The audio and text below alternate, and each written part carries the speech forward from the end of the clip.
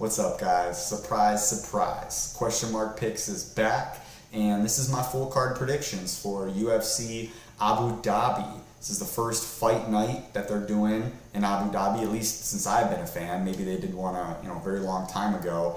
Maybe on like a Fox episode or something like that. But where I'm going to be going through every single fight. You guys know the drill, giving my picks and my take on who I think is going to get the dub. Before I get into it, let me just do a quick recap of UFC 304. Look, 8-6, 57% clip. It's not what the doctor ordered per se, but I just had like a run in the middle of a bunch of L's and some matchups where I think one tiny little difference in the match could have went very differently. Like, for instance, I thought Marcin Prachniow, although he was eating big shots, he was in it to win that fight. He just ultimately made a mistake that cost him getting taken down in the third round and not having the ability to be able to get back up to his feet. And then with the Manel Kape, having a broken foot or toe, I'm not sure exactly what the injury was, but you could tell right off the bat something was up with him. And look, even so, all Makhachev could do was just edge out a very close decision. And there were some surprises, right? Jake Hadley beating up Callum Loughran. Did not expect that. Great win for him. And look, what are you going to say? Molly McCann, she's going to go out there sometimes, and she's going to absolutely drop the ball in a match where she is just, given a layup, and, she just completely misses the layup. And what are you going to do? From Nathaniel Wood on, all the way up to the Bilal Muhammad victory over Leon Edwards. We had a lot of wins in a row there, but looking to come in strong this week. Without further ado, let's get into the picks. First fight of the night, we have Sedriques Dumas versus Denis Tiuliulin. And I do find it interesting that I'm seeing, some people trying to take Tiuliulin as an underdog here. Look, I love trying to make an underdog play when you think that there's value. And I do understand that from what we've seen from Sedriques Dumas so far, right, he's not a world beater, but sometimes you look at the result of a matchup like, his last loss versus Nursultan Ruzaboev, and you say to yourself, oh man, he got knocked out in the first round. There was an eye poke in that finishing sequence that completely was not addressed. In a lot of other situations, that fight would have been a no contest. We've seen recently with Cody Brundage, or the list goes on of first round instances where like Bobby Green and Jared Gordon, where there's a finishing sequence, but because there's an illegal move in the mix, it's a no contest. But for some reason, they're like, well, you're Sedriques Dumas, so just take the first round KO loss, I guess. That's on the lows that we've seen from him. The highs that we've seen from him is easily out wrestling Cody Brundage, who, look, we all know what Cody Brundage is, okay? He is, the type of guy that they're going to feed to Bo Nickel. But in that matchup, we saw that although he did ultimately get submitted, he was doing an okay job wrestling with Bo Nickel. And so for Sedriques Dumas to be able to manhandle Cody Brundage like that, I think coming off of a questionable KO like in the last fight, he's going to be extremely motivated to get back in the winning column. I think that he's going to put the wrestling shoes on, and that, look, Denis Tiuliulin's like a barely over 500 fighter, and he hasn't done anything impressive in his UFC run so far other than lose to good opponents. It's like you beat Jamie Pickett. I'm not really too thrilled about that. And it's like you're losing to good guys, but you're getting finished by Jung Young Park, Gregory Rodriguez, and Christian Leroy Duncan. So I'm not going to be taking any risks here. I'm going Sedriques Dumas, and I'll take him by decision. So next fight on the card, we have Jai Herbert versus Rolando Bedoya. So Jai Herbert, at his best, we've seen him drop Ilia Topuria with a head kick. And then at his worst, we've seen moments where in that exact same fight, he gets folded, but he gets folded so badly it's like his feet go out from under him. It's like in a video game where somebody gets hit and they like literally get hit so hard that they're airborne, like Dragon Ball Z. So I don't like that from Jai Herbert, that, you know, he gets hit and he just like flies into the stratosphere somehow.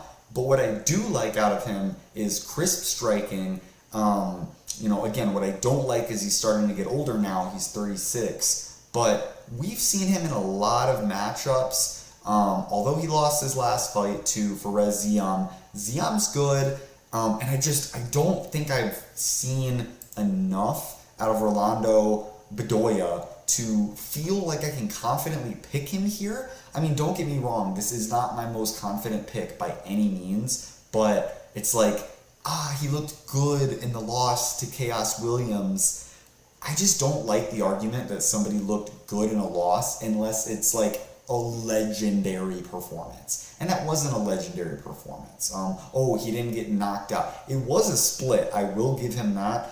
But then it's like, sometimes I think that could have been an example of Chaos Williams having a, you know, not his best performance, and simultaneously Rolando having a great performance. But when you see him lose a unanimous decision to Kenan Song, who, again, is just not really one of the best fighters. He's not a cream of the crop guy that we're seeing in the welterweight division. And so, you know, could Rolando Bedoya get this done? Maybe. But I will semi-confidently pick Jai Herbert here to win. I think Bedoya has shown that he's got a chin on him. He's only losing by decision so far in the UFC, so I think Jai Herbert will outstrike Rolando Bedoya, probably by way of like having more volume and just mixing up the strikes better than Rolando will, and ultimately getting the victory. So moving on to the next fight, we have Victoria Dudakova versus Sam Hughes. So in Victoria Dudakova's debut, I remember thinking to myself while watching her match against Jinh Yu Frey that she looked good, but she looked beatable, right? Sometimes you see a prospect come in like a Manon Fiorot, right? And I know that this is strawweight and that's flyweight, but my point is that you'll see a fighter debuting like when Manon did, and you say, okay, I understand exactly. Like, she fought Baby Shark in her debut and just smoked her and knocked her out. This was a very different performance. This was a Victoria Dudakova looking like she had to edge out the win against Jinh Yu Frey, who is, kind of a bottom of the barrel, just above 500 fighter in the strawweight division. So I'm just saying this to say that I think that, despite the fact that she's undefeated, that O is probably going to go sooner than later. But I don't think that Sam Hughes is going to be the one to do it. If Sam Hughes isn't able to completely dominate with the wrestling and her pressure, she's not able to secure the victory. And that was Jinh Yu Frey's strategy. And although the fight was somewhat close, and you could use that as an argument why Sam Hughes could keep it close, I think that with a damage-based scoring model and the opportunities that Dudakova gets on the feet, she did look like a very competent striker. She doesn't look like she has that finishing power, but she does seem like she has very nice combinations and footwork. And I just think that ultimately she's going to be too much for Sam Hughes, and that she's ultimately going to win a decision.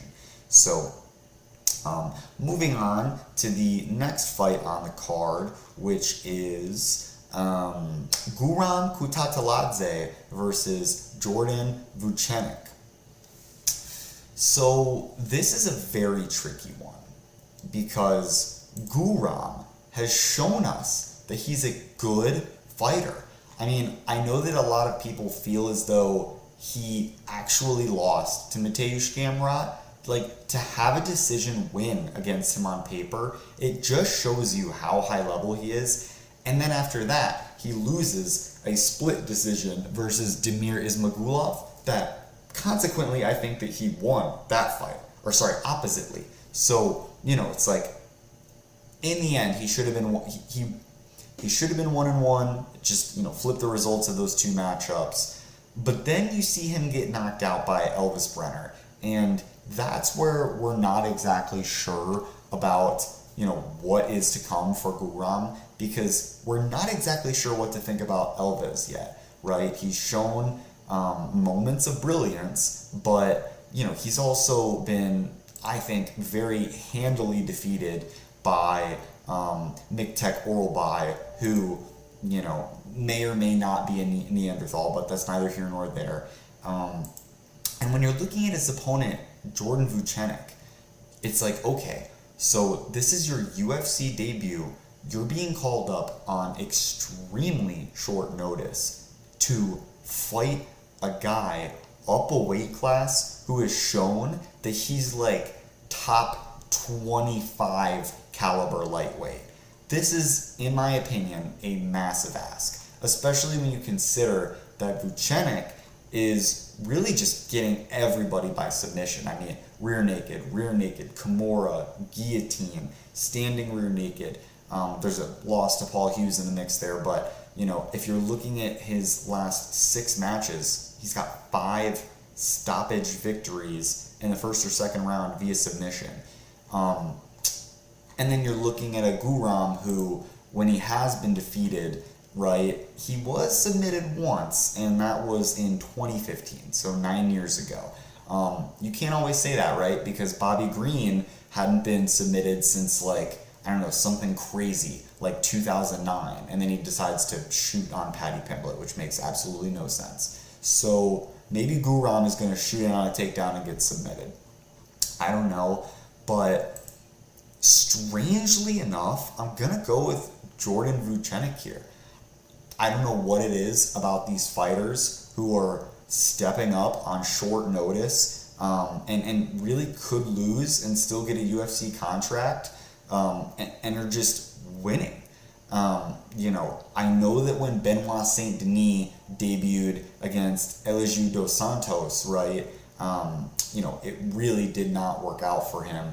But, we've seen a couple of other instances recently. One of the fighters is escaping my name. Felipe Lima is perhaps his name. Let me check that real quick.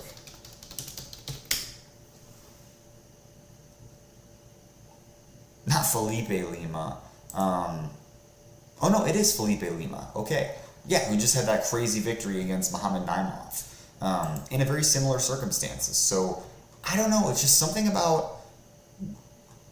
And I know that if I just run back the tape on what I was saying about Guram, it makes a very compelling argument to choose Guram. It's just, I don't know, it's like this guy just has found ways to lose recently.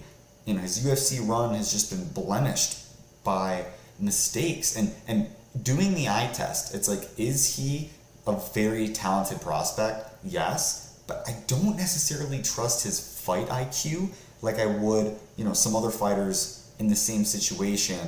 I think that's the reason why Oleksiejczuk dos Santos did what he did against Benoit Saint Denis, whereas Guram could be throwing spinning attacks and then all of a sudden get his back taken. Maybe that's a scenario where he'll get submitted. But yeah, I'm gonna go against my better judgment, and I'm just gonna go off feel here, I guess. Sometimes, I'm going off my better judgment here, and I'm getting 57% on my picks pretty consistently. So I take some chances. Chances make champions, as Doughboys Cash Out once said. So maybe going with Jordan Vucenic. Moving up to the next fight, we have Shamil Gaziev versus Don'Tale Mayes. And this is just a pretty funny fight if you think about it. Shamil was the only thing that you could really say about him going into his bout with Jairzinho, Big Boy Rosenstruck, was that he's an undefeated prospect, right? And he's got, a very Russian-sounding name, so he must be amazing. And yes, was his performance against Martin Bedoya pretty? I mean, his performance was pretty impressive because he got the finish. And he did so with relative ease, relative pushback. But I believe that there lies the largest skill gap in the heavyweight division. When you're looking at guys who are like, let's just even say in the top 10, and then we're looking at guys who could be in that range of, you know, I don't know, perhaps 25 to like 50, right? The guys in the top 10 are, I think, anywhere from like 3 to 5 times as good as guys that are just a little bit below them positionally. And the type of person that I'm describing vaguely is really somebody like Don'Tale Mayes, who, you know, is just a 500 fighter in the UFC. He did chin Andrei Arlovski, which is kind of impressive, just considering that Andrei, even though he's an old man, is giving people not high-level fights, very boring fights, but at least he's shown an ability to avoid, you know, the massive damage. But like he's dropping losses all the time here, and he's kind of a win-loss guy. He just beat Caio Machado, so it probably means that he's going to lose this. I mean, but we got to talk about that last matchup with Shamil and Jairzinho. So Shamil literally had the fight stopped in the corner, a doctor stoppage, due to exhaustion. I kid you not. If you go back and watch the tape, Mark Goddard steps in and is confused by why Shamil is not getting up off of the stool. And it's like, yeah, did he eat some big shots? Sure. But there wasn't like a big cut, or there wasn't like a hematoma, or, you know, there wasn't really anything. He wasn't like wobbling and then could barely stand up. He just seemed tired. Now, that was a 5-round fight, and yes, it earned him the nickname The Blob, which I don't think that he's really ever going to live down. But I think that he's going to win this fight. I think he could even finish Don'Tale Mayes. I just think that we now know that Shamil will never be a champion, and he'll never be better than, you know, guys at like the Jairzinho, Rosenstruik, Cyril Gane, Tybura type level. I really don't think that, you know, he's probably, if he wins this, which I think he will, he'll probably get a main event against Tybura for a Apex card and then lose. But give me Shamil Gaziev to win by knockout. I do believe that where he is positionally in the UFC is in a weird sort of middle ground. He's probably going to become like a gatekeeper who he's going to, like a Neil Magny, he's going to get matchups with guys he can't beat, and then he's going to look down and he's going to parry off, you know, guys like, you know, Martin Bidet or Don'Tale Mayes, who are like the types of guys who, again, are just 500 fighters in the UFC. So, yeah, give me Shamil Gaziev to win by knockout. So, moving on to the next fight on the card, which is Muhammad Yahya versus Kaue Fernandes. I don't really have like a very strong feeling one way or another. I don't like that I even have to make a pick on this one, because it's like, what impressed me about Muhammad Yahya? Like, I don't know that he only lost by decision to Trevor Peek. I just don't. And Trevor is such a crazy, like, he's throwing these clubbing, like, sort of hammer fists from standing when his opponent's against the cage. He's such a weird style. I wasn't really able to gauge how good of a fighter, you know, Muhammad Yahya actually is. Did I call him Ronnie Yahya just a second ago? It's Muhammad Yahya. I don't know if the two of them are related. I don't think they're related. But, dude, your nickname sucks. The UAE Warrior. It's obvious why he's on this card.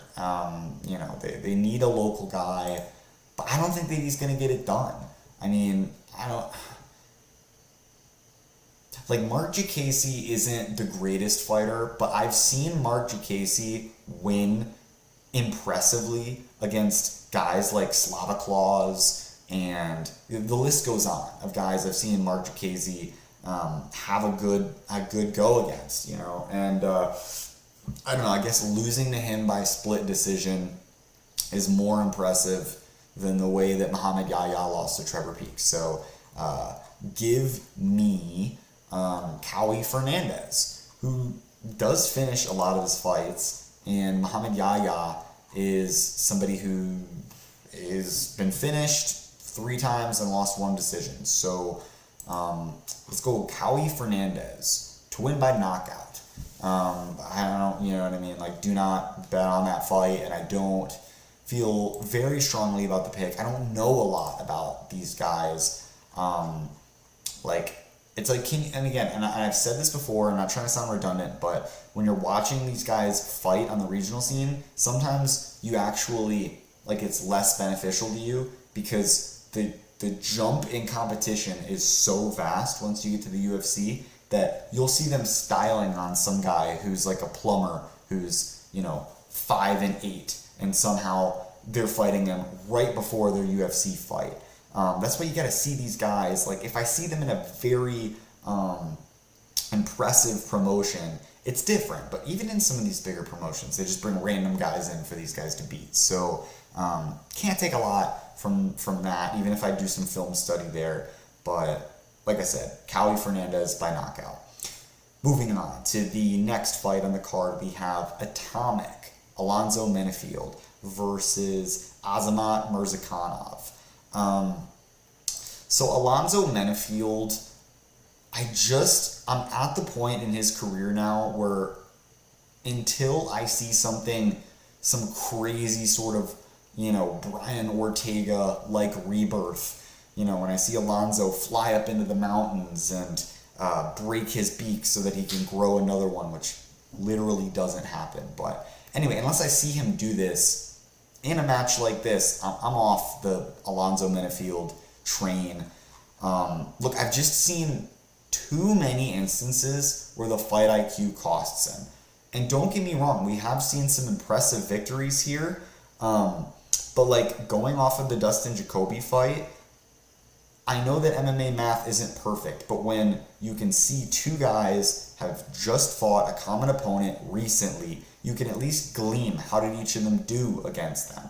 And yes, there are variables that can make the comparison not exactly perfect, but like, Jacoby had a lot of moments, and then Alonzo would crack him with a big shot, which would wobble him, and that's kind of what took the fight for Alonzo, whereas Azamat just dominated Dustin Jacoby and made it look very easy. And it was and I'm pretty sure Azamat suffered an injury in that fight as well, which is, when was that fight? That was in April of 2023, so, a year and 4 months ago, just about. And I've seen Alonzo Menifield, who is clearly an athletic specimen, and he's just got that, he's got nuclear bombs in his hands.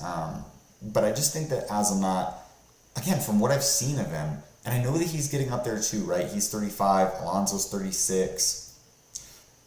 But Azamat looks, and like, I don't even think we saw his best in that fight. It didn't look like he had to try that hard to beat Jacoby very easily. Jacoby was confused by the way that Azamat was setting up his strikes. And when he was landing, it did really seem to bother Jacoby to the point where Jacoby just wanted out of there, you could tell.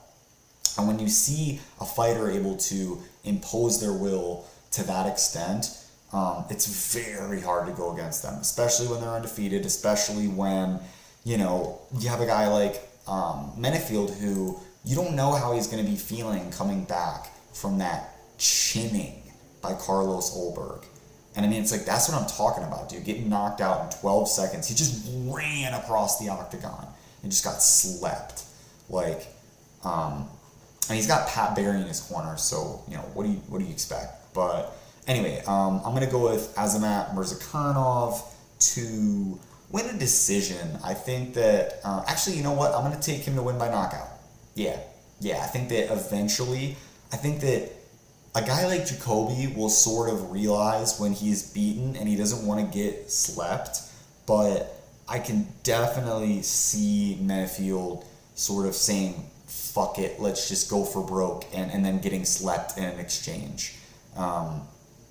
Okay, so moving on to the next fight of the card, which, dude, I have to say, I know that they clearly are really trying to, deliver with these fight nights in the Middle East. I mean, they got to be throwing some big bucks their way because, dude, this is a stacked card.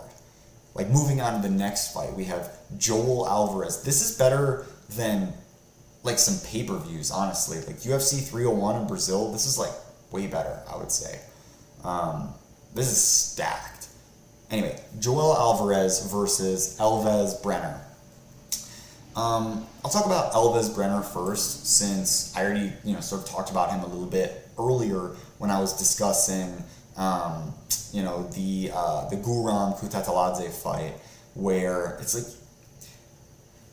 yes, he knocked him out, and then yes, in the next fight, he knocked out Kenan Kruczewski, but it's we have some question marks here.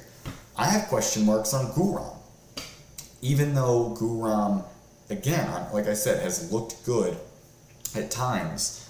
I'm just not totally sure how I feel about losing the fight to Guram and then getting the finish to win and sort of relying on it to beat a guy like Guram.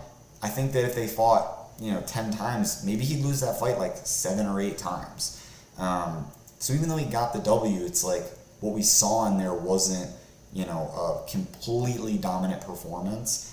And it's yeah, he knocked out Kruczewski, but we just saw him have a very, I don't want to say it was a terrible performance against Kurt Holobaugh, but it's the win was so within grasp and his fight IQ was just abysmal. So, and then, you're losing to Miktebek Oralbai. That is such a fucking mouthful. I'm just going to say Oralbai, who, yes, is Oralbai nasty, and is Oralbai somebody that I think that we're going to have to be looking out for here at lightweight? Possibly. Not totally sure on that yet, but it seems likely that he could be a guy to go on a little run and maybe be a guy who could be a 12, 13, 14, 15 kind of guy. I don't really see him breaking through from what we've seen so far, but what have we seen out of Elves Brenner? We've sort of seen that he lives up to the gym that he trains out of, Shoot a Box Diego Lima, right? He embraces that Charles Oliveira style of, I'm going to take some risks to get the finish.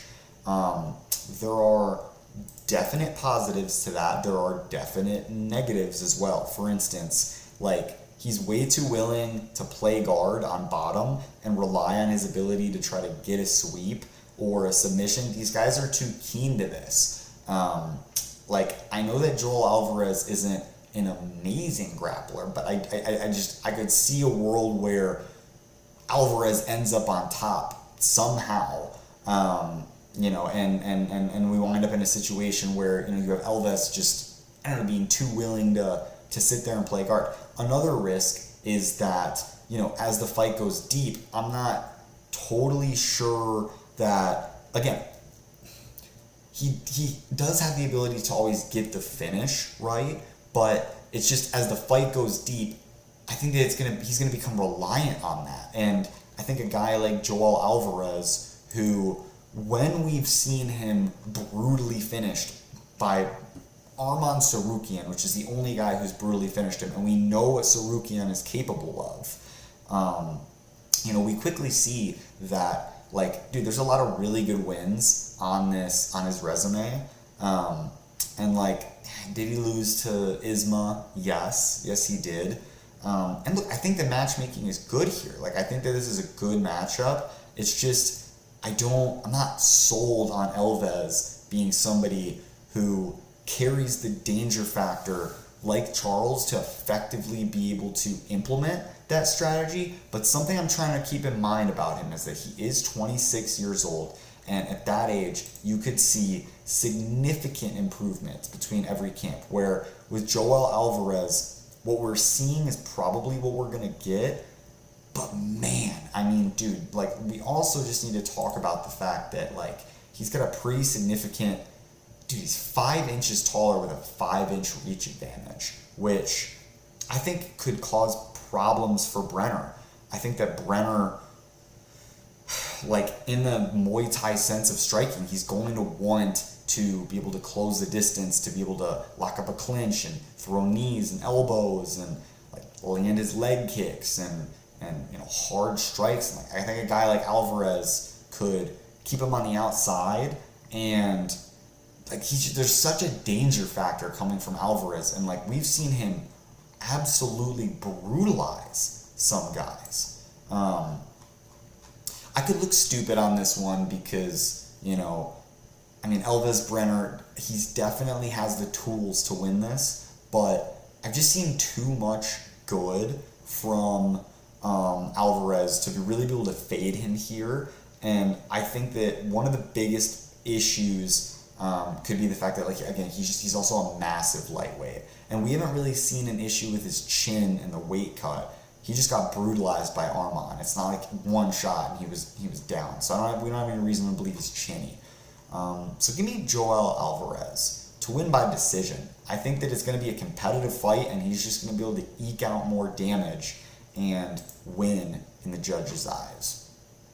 Okay, so moving forward to the next fight, we have Mackenzie Dern versus Lupita Godinez. I think that I have to go Lupita Godinez here.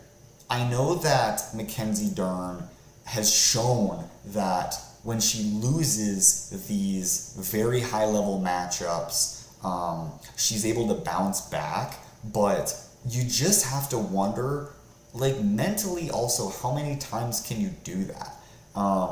She loses to Marina Rodriguez, and then she comes back and questionably beats Tisha Pennington, and then loses to Yan Xiaonan. They show it backwards on here. Yan Xiaonan, and then she defeats Angela Hill, and then she loses 2 consecutive bouts by finish against Jessica Andrade, and then a very brutal decision against Amanda Lemos not that long ago, where she took a decent amount of damage.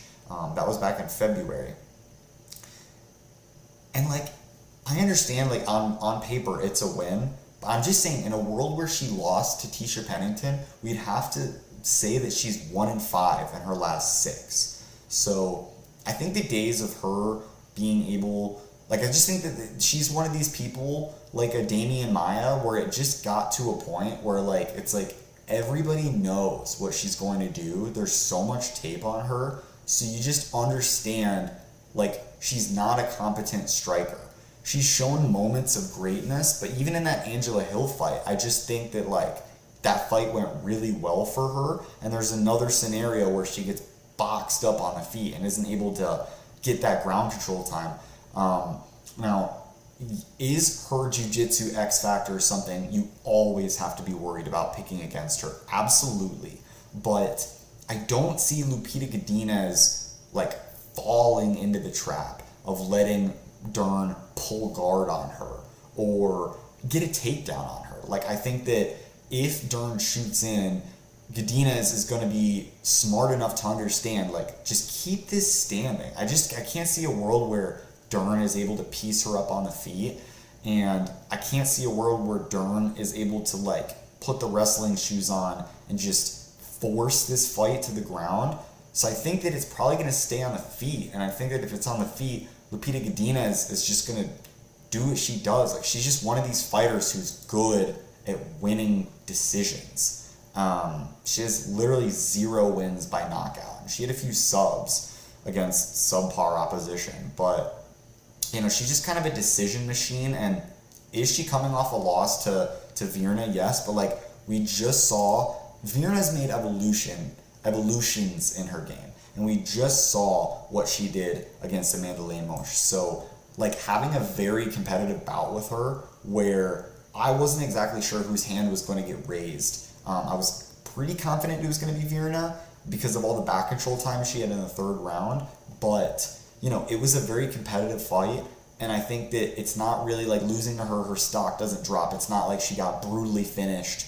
And so yeah, I just think that I'm fading Mackenzie Dern. I think that Dern's gonna probably start falling off here, and it's nothing against her. It's just I'm not seeing enough developments in the stand-up. I think that she just kind of is what she is, and beyond that, if we're just looking at the physical attributes of this fight, like, it's not like, yeah, like Dern's got 2 inches of reach, but she doesn't really use her reach very effectively. So, yeah, with 2 similar sized opponents and a roadmap for Godinez to win, it's like, could I look stupid here and Dern just turns it up and gets a decision or submission victory? I guess that's literally always on the table with the Mackenzie Dern fight. However, I'm just going to feel like very confident.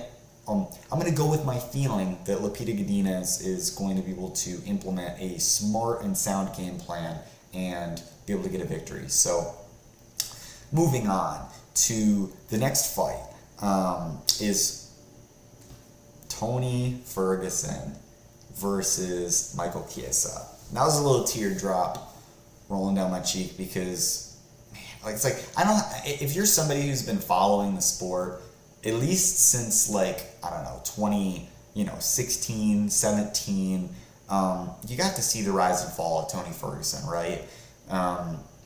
His infamous COVID interim title bout against Gaethje that was supposed to be against Khabib. And look, I understand that maybe Gaethje was just his nightmare matchup, and maybe I'm not even going to go there. I don't think that he would have had a competitive match with Khabib. I think Khabib would have beat him quite handily. I think that we were all sort of living in fairy tale land that he'd be able to best Khabib in the grappling. And it's just like, if you're not fighting Anthony Pettis or Donald Cerrone, you're just not a dangerous enough striker to be able to have the knockout threat against a guy like Khabib. And man, that fight against Justin is the only fight, maybe not the only, but the one of the only fights and the most impactful that's come to mind of fights where I just felt uncomfortable watching it. I know he did land one nice uppercut that dropped Gaethje.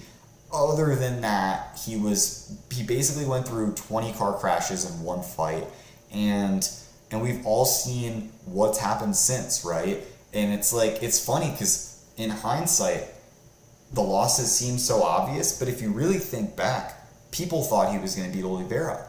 And then people were thinking that he's going to beat Dariush. And I think people started realizing after the Dariush loss, but there were some people, even along the way, that thought he could beat Michael Chandler, he could beat Nate Diaz, he could beat Bobby Green, he could beat Paddy Pimblett.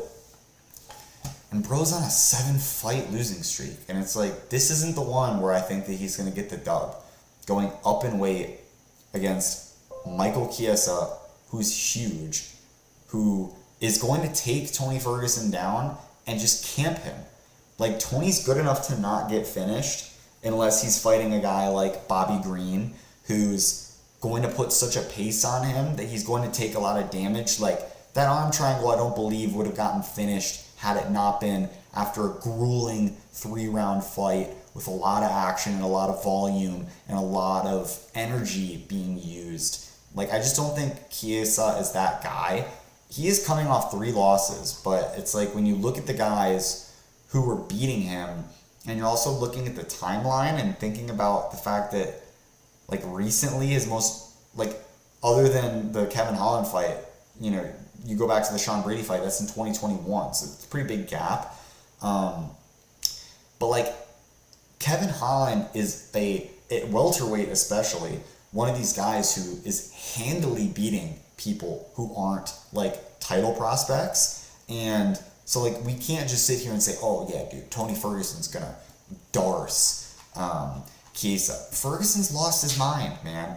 And because of the way that the UFC works, I'm quite sure, at least this is my understanding, that when you sign a contract, they have to give you, they at least have to offer you as many fights as is on your contract.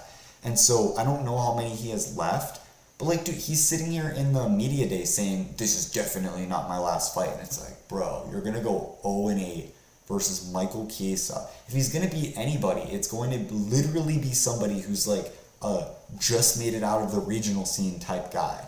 The UFC's not going to give him a layup. They're just not. And it's sad, because I don't get, why are they doing this for Chiesa? Are they rewarding him for his media? I know that Tony doesn't speak well of the organization anymore, so they don't really need to do anything great for him, but, like, He's a warrior who's fought for the promotion and been doing his thing since, all the way back in 2011 when he, was fighting on the Ultimate Fighter.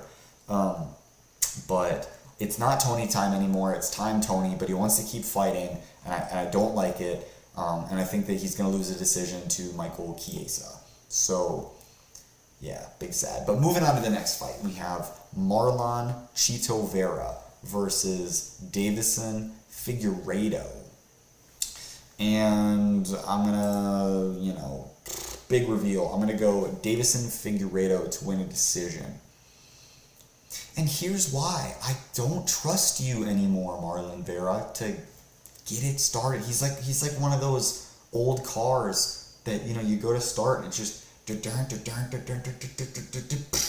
it just doesn't start. And then, all of a sudden when, if we're looking at that fight that he had versus Corey Sandhagen and we're really thinking about it here, it's like it wasn't as dominant as some people remember. Now, giving the fight to Chito is insane. Corey obviously won that fight. But you do see an uptick, at least in that fight, with Chito's effectiveness and what he's doing. But bro is just asleep at the wheel for the first 2 rounds. And he starts to get there in the 3rd round. But even as he's getting there, it's just not enough to beat a guy like Corey, who's got super high volume. I just it's his Achilles heel. He is the poster child of I have to get a knockout or I have to land those big shots or I'm not going to win. And I just think Figueiredo is going to be too keen to that. I think that Figueiredo is somebody who is showing us a new side of him at bantamweight, that his wrestling is a lot better than I think we thought it was. We really got to know him for his submissions and the hands at flyweight, but he's shown us a whole new wrinkle to his game. Will he need to tap into that? Probably, but could it work? I mean, Corey was throwing Chito around. Chito used to be this guy who got a lot of, really impressive submissions, but he's just sort of become a KO or bust guy. Could we see a resurgence from him? Maybe. But man, I think that ass whooping that he took from O'Malley, I don't know if you ever come back from that. I really don't. I know that in the media he's been speaking highly of himself, that he's learned from it, and that I thought it was really funny that he mentioned in his media day that up until now, he didn't properly warm up for his fights, so he's going to warm up properly. It's these are Paulo Costa level excuses. I will say he did own up to at least, the loss, and that, he said that the knee, hit him and was big and it hurt him, and that, that shot in the eye that he thought was an eye poke was actually a legal shot, and it almost blinded him. I don't think you get masterclassed and then come back and then just beat a guy. I think that he needed a layup, and this is not a layup. Figueiredo is looking like somebody who's going to come knocking at that door and ultimately get a title shot versus O'Malley or whoever, is the champion at that time. So I'm going to be going with Figueiredo to win by decision, because if there's one thing that Chito has shown us, it's that bro only loses by decision. His jiu-jitsu will, he's not Garbrandt, okay? Garbrandt, is his wrestling good? Sure, but he's not a jiu-jitsu ace, and yes, I really see Figueiredo, I think that Figueiredo will win rounds 1 and 2, and Marlon will have a really good 3rd round, and you'll be left feeling why didn't you just do this the whole fight? And it's just too much of who he is. He's Piotr Jan maxing the way that he goes about his strategy for fights. Let me just, download the data or whatever, they say. I think it's a terrible strategy. As Corey says, it's not a very reliable strategy. And when you're playing, the highest stakes chess matches against a world-class fighter, Figueiredo's one of the best fighters in the world. I know that got lost on us a little bit when he lost the quadrilogy in the last fight to Moreno, but he's one of the best pound-for-pound fighters in the world. I stand by that. Moving on to the next fight, we have Shara Bullet Pirate, Magomedov versus Mikhail Oleksiejczuk. Yeah, dude, how do you not go Shara here? It feels like this is one of those, like, we understand the script fights. I'm actually shocked. I'm looking at the odds now that he's only a minus 275 favorite. I mean, I know that that's obviously a little, quite chalky, but, like, I think he should probably be, like, minus 400 here, possibly even higher. How is Mikhail Oleksiejczuk going to win? If we've seen Shara struggle with anything, it's offensive grappling. That's not what Mikhail is known for. Mikhail is a very competent boxer who's had some really, gritty performances that have made you think, okay, well, this guy's pretty tough, but I think you need to be more than pretty tough to beat a guy like Shara, is what we've learned so far. I think Shara might be one of the best kickers in the UFC right now, and he's only going to get more comfortable as he gets more octagon time. I know that not everybody was super impressed by the fact that it took him into the third round to finish Tricoli, who took that fight on extremely short notice, and is not really a top-tier guy. But it's like, if we're knocking guys for like, oh, it took you to the third round to finish this guy, when like Tricoli really wasn't doing anything other than holding him against the fence, I really do think if you look at it objectively and you don't put this crazy expectation on him, you realize like, okay, Shara looked good in that fight, and he looked good in the Bruno Silva fight too. I mean, again, like we all realized, okay, despite the fact that this guy's Russian, he is susceptible to getting taken down, but Shara Bullet would struggle and would lose to a guy like Bo Nickel. Could he beat a guy like what is the Russian Chase Hooper's name? This is gonna bug me. Let me look it up real quick.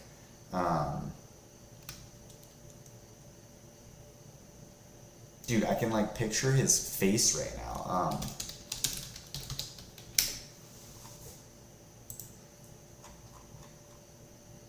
Roman Kopylov. Roman Kopylov is who I was thinking of. I think that that's probably like maybe the next match that they'll give Shara, because obviously this is a guy that they like and they want to see him, do well and rack up some victories. He's a guy that I think will permanently fight in the Middle East. I don't think that he'll be able to get sanctioned in the States, considering that he's a one-eyed fighter, which is crazy.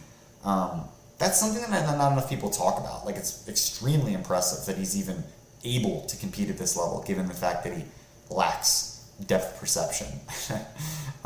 He just feels where his opponent is. It's like some shit Adesanya would say.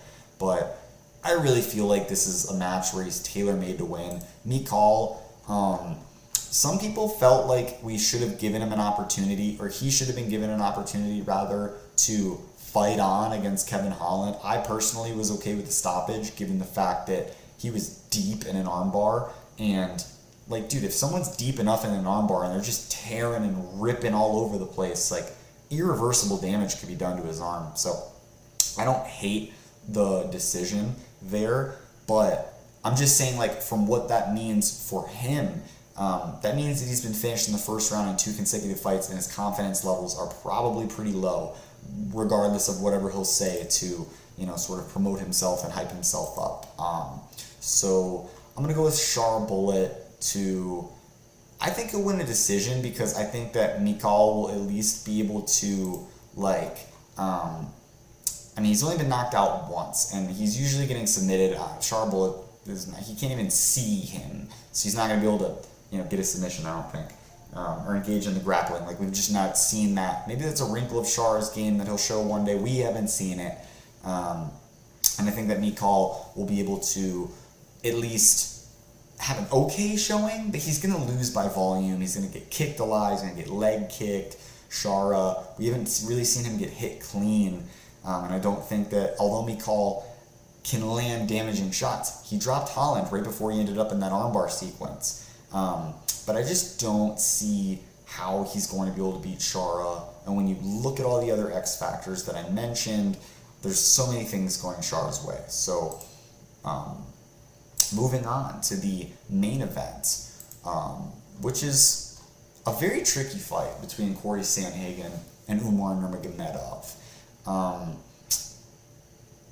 It's a very tricky fight because this is a huge step up for Umar, and it feels a lot. Don't get me wrong, guys. It does feel a lot like a Robert Whittaker, Ikram Aliskerov type situation. It kind of feels that way. Maybe just because we just saw that happen. But Corey seems supremely confident, and that's the biggest thing that's throwing me off.